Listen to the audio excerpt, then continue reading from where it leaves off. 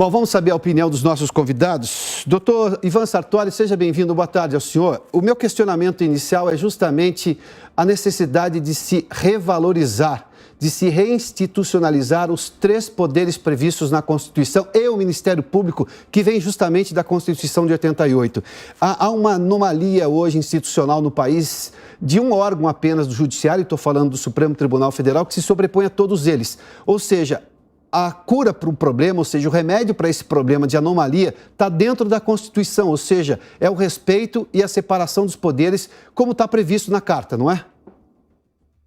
Exatamente, Bioto, quero cumprimentar o nosso querido senador, muito querido e homem forte aí, fazendo um trabalho maravilhoso, cumprimentar a doutora Adib também, que tem muito respeito, e você, Bioto, pelo trabalho que vem fazendo, nosso respeito, nossos os web espectadores. Bom, é o que está acontecendo realmente. Nós estamos vendo que o Supremo está acima de todos os poderes.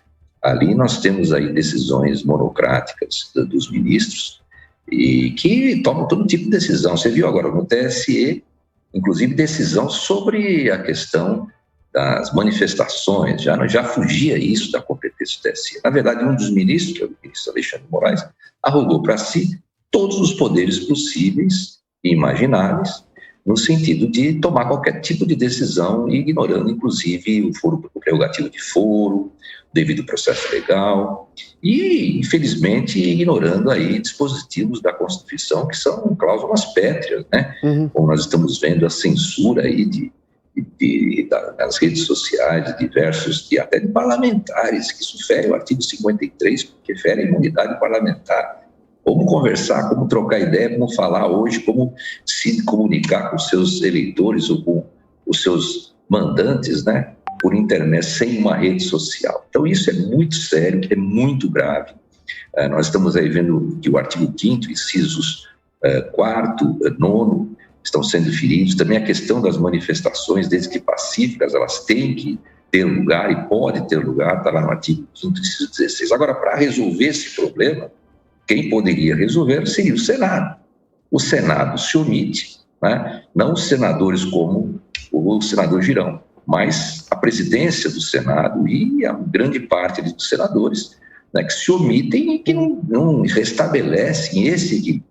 Há o artigo 142, que a gente sempre bate, que é uma intervenção pontual, não é? E nós temos uma lei específica, inclusive, para tratar desse assunto, né, de complementar, se não me engano, 67, 99, deixa eu conferir aqui, procura 6799, que trata exatamente do presidente poder convocar o Exército para restabelecer esse equilíbrio, inclusive. Está bem ali o Exército e as Forças Armadas, de modo geral, restabelecer esse equilíbrio. Só que aí é uma questão política também. Sim. O presidente precisa ter respaldo, precisa ter uma posição firme também, e precisa ter aí representatividade suficiente para fazer e tomar uma atitude de pelo menos representar e convocar as Forças Armadas. Agora, o ideal seria pelo Senado, né? O ideal seria pelo Senado. Vamos ver agora na próxima legislatura se o senador Girão não vai ser presidente do Senado, né? Aí já seria um bom caminho, metade do caminho já bem em progresso, né?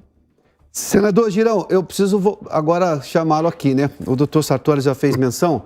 O senhor tem feito ali, já noticiamos aqui com frequência, o senhor já nos contou sobre isso aqui, inclusive, as várias tentativas de um grupo de senadores de chamar ministros do Supremo para discutir, obviamente, a questão da legalidade do que eles estão discutindo. A Casa das Leis é o Congresso, o Judiciário somente aplica as leis, ele não faz novas leis. Isso também está muito claro na Constituição do país.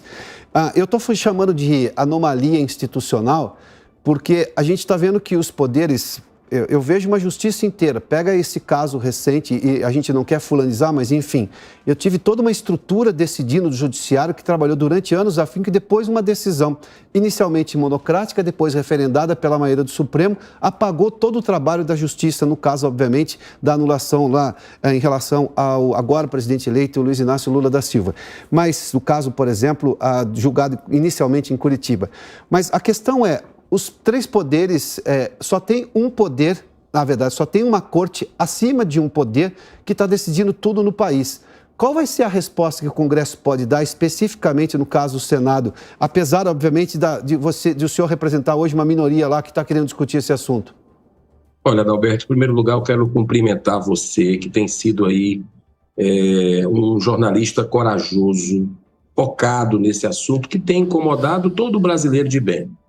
Cumprimentar o doutor Ivan Sartori, que esteve aqui a convite do Senado Federal, na Comissão de Transparência, Fiscalização e Controle, no dia que era esperado ministros do Supremo, eles não vieram, foram 3 convites, e vieram todos os outros convidados, mas os ministros não vieram, inclusive para discutir sobre segurança e transparência nessa eleição, diga-se de passagem. Talvez o problema que a gente está vendo nas ruas hoje, aí, se os ministros do Supremo tivessem dispostos ao diálogo pela democracia, como eles estão para ir ao exterior, irão agora aos Estados Unidos para falar, acredite se quiser, sobre liberdade e democracia. Se eles tivessem essa mesma consideração com a Casa Revisora da República que os sabatinou, se eles viessem aqui atravessar a rua, Praça dos Três Poderes, para conversar conosco, a situação era outra. Era pacífica dentro do país, mas não. Quando vêm aqui, Adalberto, eles vêm para receber comendas, né? E isso tá deixando as pessoas muito incomodadas. Queria cumprimentar também o nosso jurista aí, o doutor Abid Abnoni, desculpa pela pronúncia, mas dizer que é uma honra estar participando com você, e eu tenho esperança sim, eu sou um otimista por natureza com a composição do Senado. Com 1/3 que foi renovado agora, aumentou bem a possibilidade de a gente levantar essa casa, porque essa casa não está mais nem de joelhos, ela está rastejando. Tudo que está acontecendo, eu estou conversando com vocês aqui dentro do Senado, e parece que o que está acontecendo no Brasil, nas ruas, aqui não tem ressonância nenhuma, é como se fosse um mundo de Bob, né? um outro planeta. Né? Então, esse silêncio é muito assustador.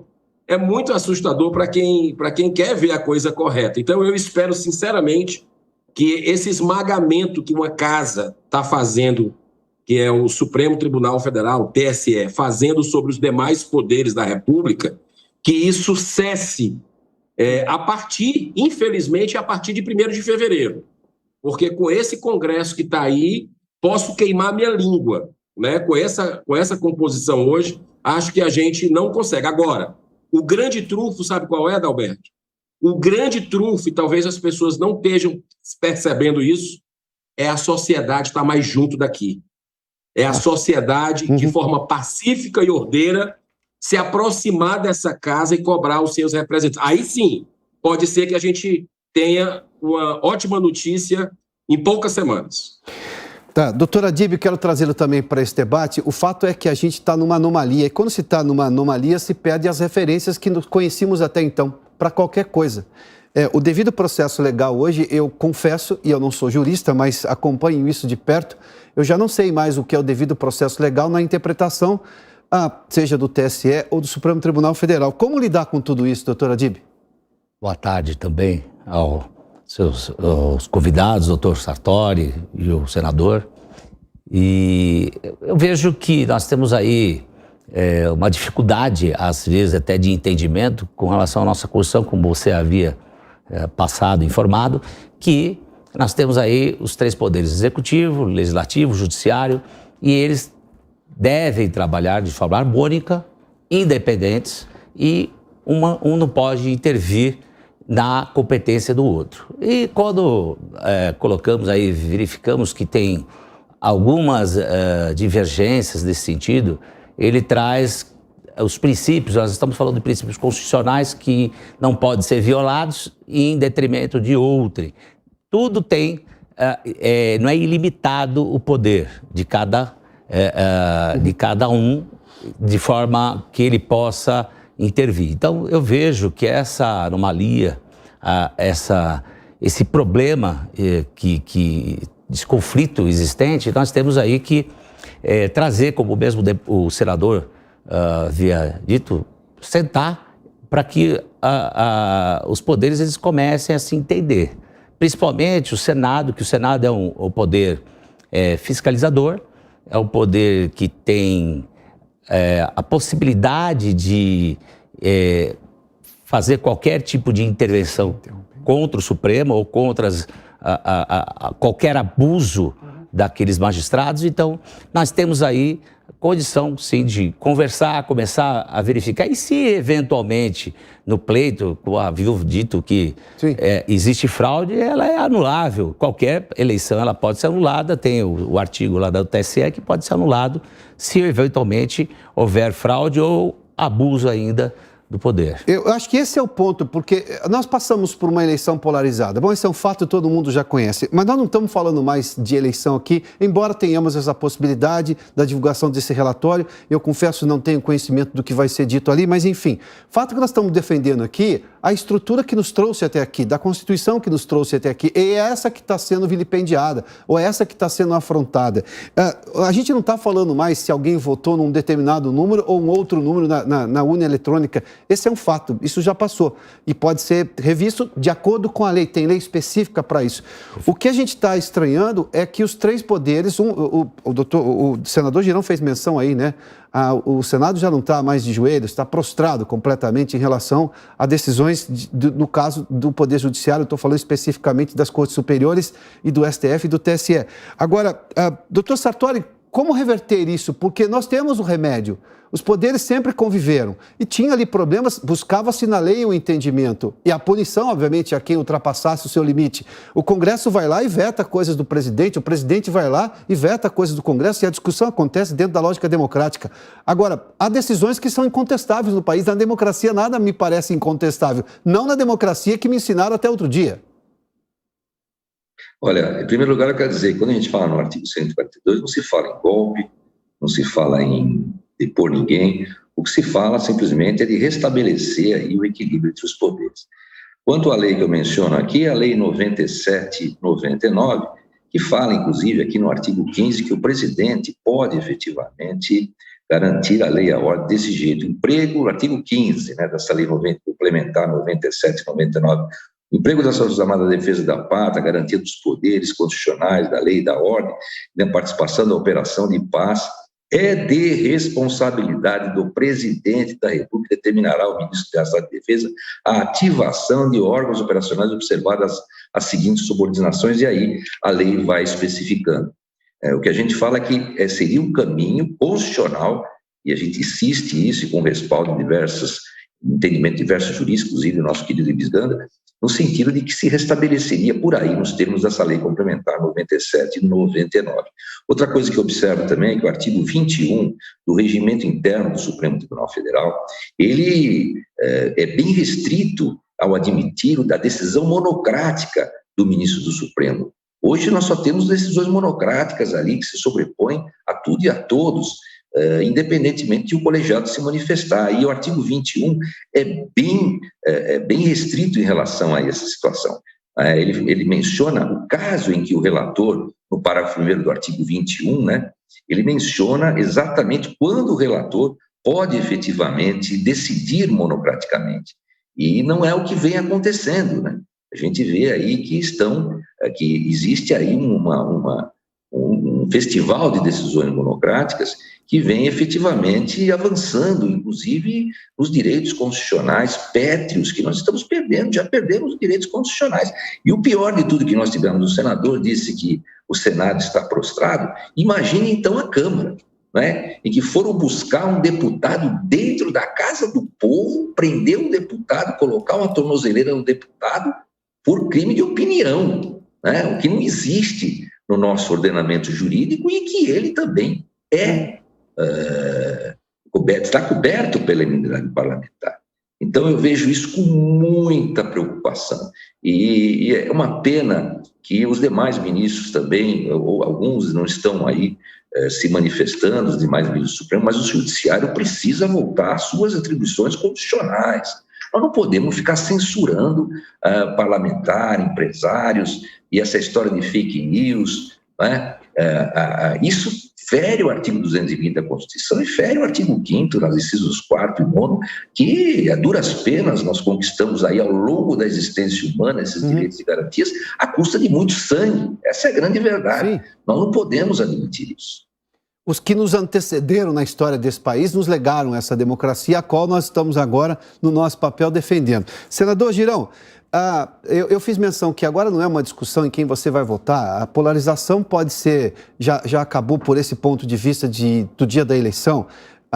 Teremos essa divulgação por parte das Forças Armadas, do Ministério da Defesa, do relatório, mas esse é um outro assunto. O que nós estamos discutindo aqui é justamente a preservação da Constituição. O senhor acha que os dois presidentes das casas, o porquê desse silêncio deles, por exemplo, da manifestação das ruas? O Congresso sempre foi eco do que acontecia nas ruas brasileiras, pelo menos havia debate, nem isso tem havido. Eu tenho visto aí vários parlamentares com receio de dar manifestações. Alguns foram cancelados nas redes sociais por uma decisão do TSE. Não consegui entender como é que a rede social do deputado, o que difere o que ele se manifesta na tribuna da rede social. Porque lá naquele inquérito do fim do mundo, o Supremo decidiu que qualquer coisa que se diz fora, inclusive do Supremo, também é prerrogativa do Supremo decidir, ser juiz, ser acusador, ser delegado, qualquer coisa. Bom, diante disso, faz-se o quê? Eu sei que nós temos o problema da atual legislatura, ou seja, da atual composição do Senado, mas esse silêncio vai perpetuar por quê? Porque os presidentes das duas casas não querem se manifestar, não querem se indispor com o ministro ou com a Corte Superior, mas estão se indispondo com a Constituição. Adalberto, é o seguinte, o sistema quis porque quis expurgar o atual presidente da República, essa é a grande verdade. E o sistema tem uma composição também do Senado Federal, da Casa Revisora da República e da Câmara dos Deputados. Então, todo o sistema tanto tentou como conseguiu, né? Eu não vou nem entrar nessa questão de fraude, porque a gente... Não é nem porque seja um assunto perigoso, não. Eu não tenho receio disso. Se for ser caçado por essas pessoas aí, censurado, para mim é um atestado para eu colocar aqui na parede e dizer que eu fiz o meu trabalho e que todos nós estamos suscetíveis a isso. Não é por isso. É porque a gente precisa ouvir o relatório amanhã, existe uma expectativa enorme, mas eu digo para você, o mais importante é o seguinte, a parcialidade foi clara do TSE durante todo o processo. Então, isso a gente viu em várias... A censura a veículos de comunicação, a jornalistas, a parlamentares só de um lado, ao empreendedor Luciano Hang, para mim, é o símbolo da caçada à liberdade de expressão dos conservadores no Brasil, Luciano Hang. 12 milhões de órfãos, que poderia influenciar, sim, no resultado das eleições. Aí eu tenho uma lista aqui, começou Alan dos Santos, deputado Daniel Silveira, pastor Valadão, olha a simbologia disso. O deputado Nicolas, o mais votado do país. O canal Hipócritas. A deputada Carla Zambelli, a maior mulher deputada eleita, a que teve mais votos do país. O deputado Gayer, eleito agora. O Latino, o cantor, nem o artista escapa mais aqui, o Zezé de Camargo, o economista Marco Sintra, que além da queda, o coice da Fundação Getúlio Vargas, porque ele foi fazer um questionamento na boa-fé. Em vez do TSE se explicar, não é nem se defender, é explicar, o TSE foi lá e a Polícia Federal deu prazo para a Polícia Federal ir ouvir. E o partido puniu, o partido já tirou ele do quadro. Olha a perseguição aí com requintes de crueldade. O deputado Major Vitor Hugo, o deputado Coronel Tadeu.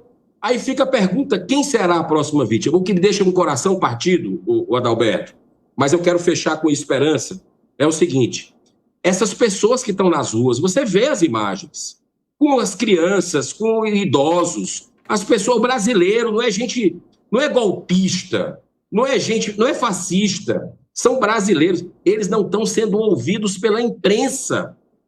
Olha só a que ponto nós chegamos, raríssimas exceções, como a Jovem Pan, mas essas pessoas precisam ser legitimadas. É um movimento espontâneo que está acontecendo. Boa notícia. A boa notícia.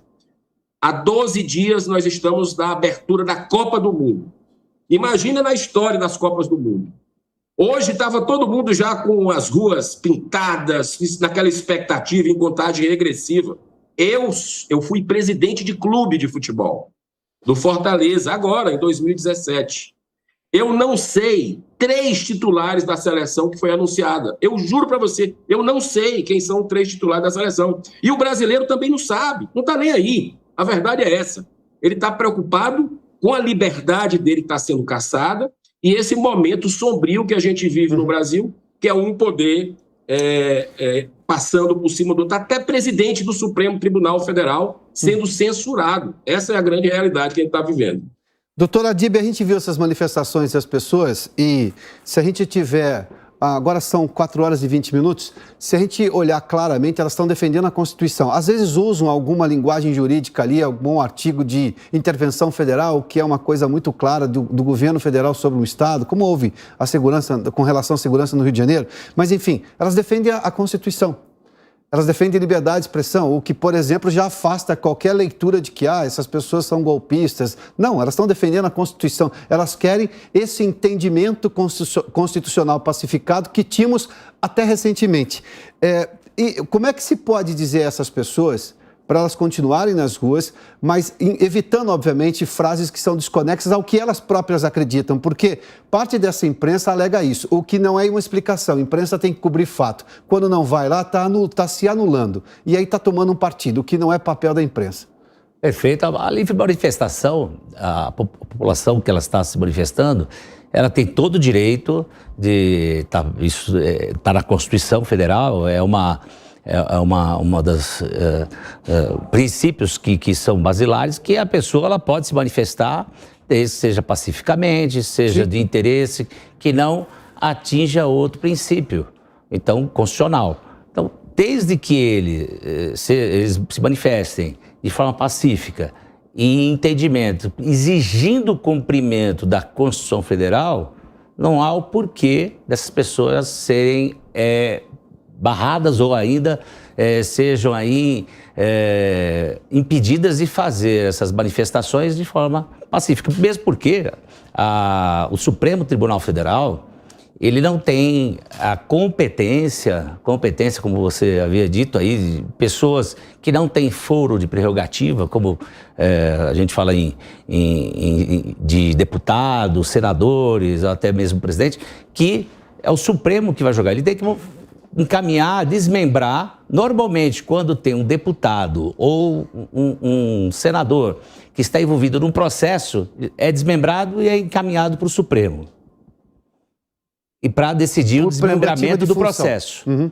Quando existe um particular, uma pessoa que não tem foro de prerrogativa, esse processo também deve ser desmembrado e encaminhado para a primeira instância, para ela apurar. Esse é o entendimento. O doutor Ivan Sartori, que é magistrado, foi presidente do Tribunal de Justiça de São Paulo, ele mesmo, eu acompanhei o trabalho do doutor Ivan Sartori quando presidente do tribunal, e essa é a orientação de que a competência não pode ser, nenhum pode intervir na sua competência, até territorial. Então, sim, é para isso que serve o judiciário. O judiciário tem que saber cumprir a Constituição da forma que está ali escrita. Está escrito como deve acontecer o devido processo legal. Doutor Sartori, obrigado pela gentileza. Senador Eduardo Girão, obrigado. Doutor Adíbio, mais uma vez, obrigado presencialmente aqui conosco. O senador Eduardo Girão e o doutor Sartori conversaram conosco por videoconferência. Senhores, muito obrigado aqui pela participação nesse debate. A gente vai continuar defendendo aqui o fortalecimento de todos os 3 poderes da República com as suas prerrogativas garantidas, porque é isso que está escrito no texto constitucional. A gente defende a Constituição do país.